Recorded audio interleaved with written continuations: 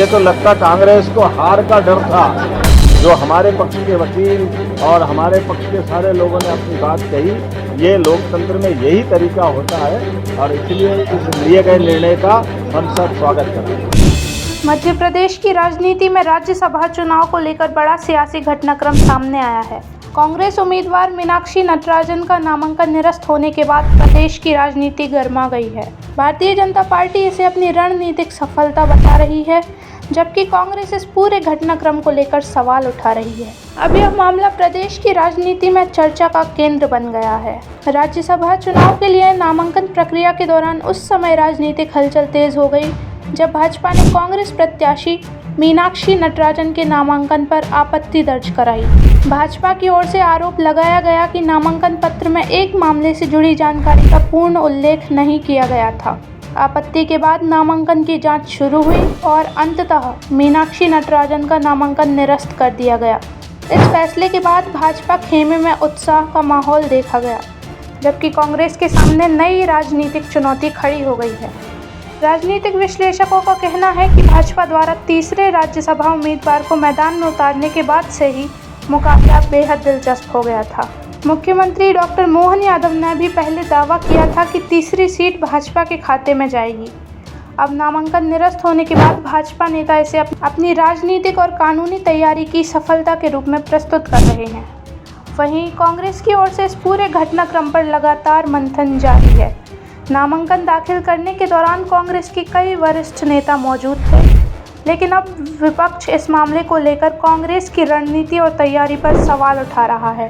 राज्यसभा चुनाव को लेकर प्रदेश में राजनीतिक बयानबाजी भी तेज हो गई है। भाजपा जहां इसे अपनी संगठनात्मक मजबूती और रणनीतिक बढ़त बता रही है, वहीं कांग्रेस इस मुद्दे पर आगे की राजनीतिक और कानूनी संभावनाओं पर विचार कर रही है। फिलहाल मीनाक्षी नटराजन का नामांकन निरस्त होना मध्य प्रदेश की राजनीति का सबसे बड़ा मुद्दा बन गया है। आने वाले दिनों में इस मामले को लेकर राजनीतिक बयानबाजी और भी तेज होने की संभावना है। आज हमारी इस भारतीय जनता पार्टी के द्वारा 3 नाम निर्देशन पत्र जो जमा किए गए थे, उसकी स्क्रूटनी में हमारे आज के इस प्रेस प्रतिक्रिया के अवसर पर माननीय अध्यक्ष श्री हेमंत खंडेलवाल जी, माननीय प्रदेश के मंत्री श्रीमान राकेश सिंह जी, महामंत्री हमारे राहुल कोठारी जी, जस्टिस आर्य जी, हम सब मिलकर के आज अपने कैंडिडेट के पक्ष में नाम निर्देशन पत्र और नाम निर्देशन पत्र के बाद जैसा सबको जानकारी है, कांग्रेस के प्रत्याशी द्वारा जान करके जो जानकारी छिपाई गई थी, ये एक तरह से आपराधिक रिकॉर्ड को छिपाने का पाप है। असली में अगर आप पे कोई आपराधिक प्रकरण किसी न्यायालय में हो तो ये शपथ पत्र के साथ लिख के देना चाहिए, ताकि बाद में जब आप प्रत्याशी बनते हो तो उससे जुड़ी हुई सारी चीज़ों की जानकारी प्रत्येक मतदाता तक हो। लेकिन दुर्भाग्य के साथ कहना पड़ेगा, कांग्रेस के लोगों ने षड्यंत्र पूर्वक अपने प्रत्याशी का नाम निर्देशन पत्र में शपथ पत्र के साथ, जबकि वो प्रकरण उनके संज्ञान में भी था और प्रकरण के उस होने की जानकारी आज जब चुनाव अधिकारी ने बहस में उनके सामने रखी तब भी उनने एक्सेप्ट किया।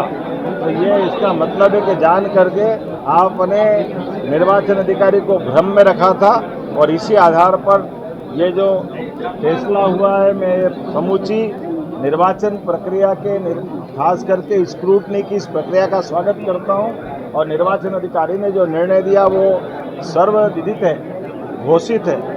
और ऐसे में अब कांग्रेस को आत्ममंथन करना चाहिए कि अपने प्रत्याशियों के ऐसे आपराधिक अगर रिकॉर्ड है तो वो क्यों करके सामने नहीं लाते। मुझे तो लगता कांग्रेस को हार का डर था कि उनके जहाज में 75 लोगों का जहाज और 18 लोगों को लेके बेंगलोर गया। इसका मतलब है कि उनके साथ उनके चुने हुए विधायक नहीं थे, तो जान करके उन्होंने एक षड्यंत्र किया। यह षड्यंत्र उसी प्रकार का है जैसे पूर्ववर्ती लोकसभा के कार्यकाल में भी चुनाव के समय उनका इंदौर का प्रत्याशी मैदान छोड़ गया था। तो जान करते हार से बचने के जो हथकंडे कांग्रेस अपना रही है, मुझे लगता कांग्रेस को आत्मविश्लेषण करना चाहिए। अपने इस प्रकार के व्यवहार के लिए जनता से, मध्य प्रदेश की जनता से माफ़ी मांगना चाहिए। और जो चुनाव अधिकारी ने दूध का दूध पानी का पानी किया, मैं मान के चलता हूँ हमारे साथ अध्यक्ष जी भी है और हम पूरी भारतीय जनता पार्टी के नाते से ये बोलना चाहेंगे। इसी कारण से हम सब मध्य प्रदेश के लोगों के लिए आज का ये चुनाव, क्योंकि ये दूषित प्रक्रिया हो जाती, अगर जान करते आपराधिक रिकॉर्ड को छिपा करके ये चुनाव प्रक्रिया में बढ़ते तो समूचा चुनाव ये खतरे में पड़ता। मैं मान के चलता हूँ चुनाव अधिकारी ने बुद्धिमत्ता पूर्वक सामने वाले के पक्ष को भी सुन करके जो निर्णय किया, और हमारे वकीलों ने भी जो जिरह की, हमारे प्रत्याशी महेश केवट जी ने आपत्ति ली, और हमारे सारे जो हमारे पक्ष के वकील और हमारे पक्ष के सारे लोगों ने अपनी बात कही। ये लोकतंत्र में यही तरीका होता है और इसलिए इस लिए गए निर्णय का हम सब स्वागत करते हैं। ये कांग्रेस की कमजोरी है, वो गलत रास्ते पे जा रही है, इसीलिए कांग्रेस को ये